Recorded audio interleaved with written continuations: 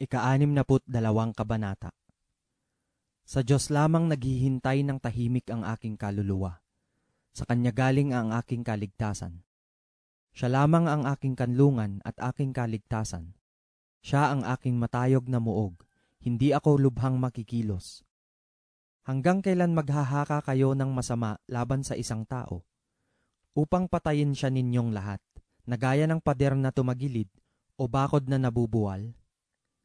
Sila'y nagsisisangguni lamang upang ibagsak siya sa kanyang karilagan. Sila'y natutuwa sa mga kasinungalingan. Sila'y nagsisibasbas ng kanilang bibig, ngunit nanganunumpa sa loob. Kaluluwa ko, maghintay kang tahimik sa Diyos lamang, sapagkat ang aking pag-asa ay mula sa Kanya. Siya lamang ang aking malaking bato at aking kaligtasan.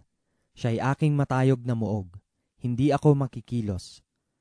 Nasa Diyos ang aking kaligtasan at aking kaluwalhatian, ang malaking bato ng aking kalakasan, at ang kanlungan ko'y nasa Diyos.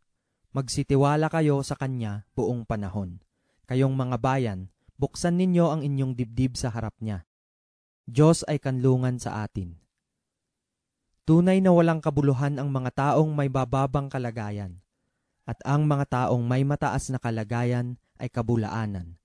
Sa mga timbangan ay sasampa sila, silang magkakasama ay lalong magaan kaysa walang kabuluhan. Huwag kang tumiwala sa kapighatian, at huwag maging walang kabuluhan sa pagnanakaw.